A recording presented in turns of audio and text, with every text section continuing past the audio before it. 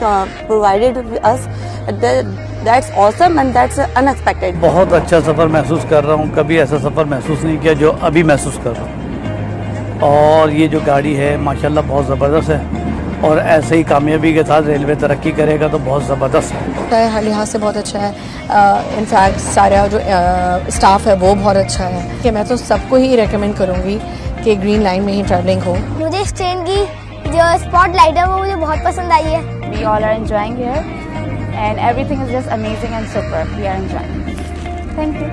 अब तक जितनी मैंने रेल में सफ़र किए हैं ट्रेन में, सबसे बेस्ट जो है जर्नी आज की है मेरे लिए, और ये मेमोरेबल डे है। साद रफीक साहब का भी बहुत बहुत शुक्रिया कि हमें इतने अच्छे उन्होंने जो है इस चीज़ों से नवाजा है कि ट्रेन का सफ़र इतने आसानी से इतने सुकून से हम लोग कर रहे हैं बैठकर, बहुत मज़ा आ रहा है।